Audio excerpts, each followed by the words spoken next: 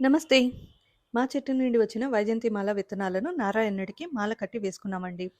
గోవిందనామాలలో మనకి వైజయంతిమాల గోవింద అనే నామం కూడా ఉంది. ఈ వైజయంతిమాల ప్లాంట్‌కి సంబంధించిన పూర్తి వివరాలు అంటే పెంచుకునేటప్పుడు ఏం చేయాల్సినవి ఏంటి, చేయకూడనివి ఏంటి, నా ఎక్స్‌పీరియన్స్‌ని ఈ వీడియోలో మీతో షేర్ చేసుకుంటాను. మాకు ఇనీషియల్‌గా ఈ సీడ్స్ ప్లాంట్స్ స్వాప్‌లో ఒక గార్డెనర్ ఇచ్చారండి. నాటుకున్న 3 విత్తనాలు మొలకలొచ్చాయి. అయితే కొంచెం పెరిగాక నేను చేసిన ప్లేస్ మా హస్బెండ్‌కి తెలియక అది పిచ్చి మొక్క అనుకోని పీకేశారండి. లక్కీలీ ఒక ప్లాంట్ ఉంది. సో, మీరెవరైనా చేసుకోవాలి అనుకుంటే సెపరేట్‌గా చేసుకోండి. అండ్ పిచ్చి మొక్క అనుకోని పీకేయకుండా చూసుకోండి. మనకి చూడ్డానికి అదైతే అచ్చంగా గెడ్డిలానే ఉంటదండి. ప్లాంట్ గ్రో అయిన తర్వాత మనకి గ్రీన్ కలర్‌లో పూస ఫార్మ్ అయ్యి వస్తుందండి. ఆ పూసకి పైన ఫ్లవర్ కూడా ఫార్మ్ అవుతుందండి. మనకి ప్లాంట్‌లో ప్రతి కనుపు దగ్గర మనకి 2, 3 పూసలు ఫార్మ్ అవుతూ ఉంటాయి. ఈ ప్లాంట్‌కి నేనిచ్చిందల్లా ఘనజీవామృతం, కొంచెం పశువుల ఎరువు, అప్పుడప్పుడు బియ్యం కడిగిన నీళ్ళు. ఈ ప్లాంట్ ఎంత హెల్తీగా గ్రో అయితే మనకి అన్ని సీడ్స్ ఫార్మ్ అవుతూ ఉంటాయి. ఈ ప్లాంట్‌ని నేను బాల్కనీలోనే పెట్టుకున్నానండి. నాకక్కడ సన్‌లైట్ వచ్చేది చాలా తక్కువ.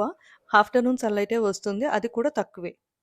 సీడ్ గ్రీన్ కలర్ నుండి ఐదర్ బ్రౌన్ కలర్‌లోకి గానీ, లేదా బూడిద రంగులోకి కానీ మారుతూ ఉంటుందండి.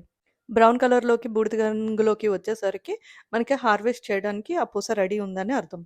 అండ్ ప్లాంట్ కూడా కొంచెం డ్రై అయిపోతుంది. ఇప్పుడు ఈ ప్లాంట్ హార్వెస్ట్ చేయడానికి రెడీగా ఉందండి. సీడ్ లేదా ఈ పూసని దండలో ఎలా గుచ్చుకోవాలి అనే డౌట్ ఉండుండొచ్చు. అయితే ఈ సీడ్‌కి మనకి సహజ సిద్ధమైన రంధ్రం ఉంటుందండి. మనం హార్వెస్ట్ చేసుకునేటప్పుడు చిన్న జాగ్రత్త తీసుకుంటే మనకు ఆ రంధ్రం ఈజీగా ఓపెన్ అవుతుందండి. ఫస్ట్ టైమ్ హార్వెస్ట్ చేస్తున్నాము. అయితే ఇది ఎలాగా హార్వెస్ట్ చేయాలో తెలియక మా అమ్మగారు జస్ట్ పైన పూస వరకే తెంపారండి.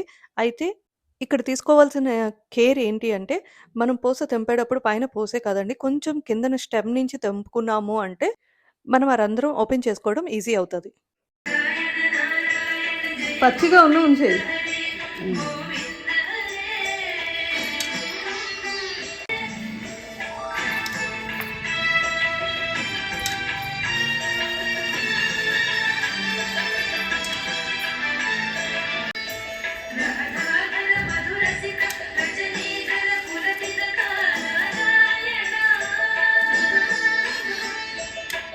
నారాయణ నారాయణ జయ గోవింద హరే గోవింద హరే.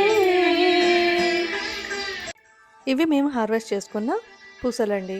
టోటల్ 56-60 పూసలొచ్చాయి. ఇప్పుడు హోల్ ఎలా ఓపెన్ చేయాలో చూద్దాం.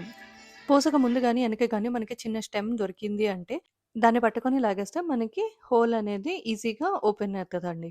అయితే హార్వెస్ట్ చేయడంలో చెప్పాను కదా! మాకు తెలియక హార్వెస్ట్ చేసామని. కొన్ని హోల్స్ ఈజీగా ఓపెన్ అయిపోయాయి. కొన్ని హోల్స్ ఓపెన్ అవ్వలేదండి. దాంతో దండ గుచ్చేటప్పుడు డిఫికల్ట్ అయింది. హార్వెస్ట్ చేసేసిన తర్వాత ఎండిపోయిన స్టెమ్స్ అన్నిటిని కట్ చేసేసానండి. లీవ్స్, స్టెమ్స్‌ని కట్ చేసేసాను. నాకు తర్వాత సైడ్ నుంచి కొత్త న్యూ స్టెమ్ ఫార్మ్ అవ్వడం స్టార్ట్ అయింది. చక్కగా దారానికి పసుపు రాసి సూది ఎక్కించుకొని మా అమ్మగారికిచ్చానండి. ఇవి పూసలన్నీ ఒకటి ఒకటిగా గుచ్చారు. తను ఈజీగా ఉండేవి చేయగలిగినవి చేశారు. మిగిలినవి మా హస్బెండ్ దండ గుచ్చడం పూర్తి చేశారండి. ఈ అందమైన వైజయంతిమాలను మా కన్నయ్యకి వేసుకున్నామండి. నఖశిఖ పర్యంతం మా ఈ కన్నయ్యను చూస్తూ ఉంటే ఎంత చూసినా తనివి తీరదు. ఇవండి మా వైజయంతిమాల ప్లాంట్ విశేషాలు. మళ్ళీ మరొక వీడియోతో మళ్ళీ కలుద్దాం. అంతవరకు సెలవు. మీ లక్ష్మి. బాయ్. Happy gardening.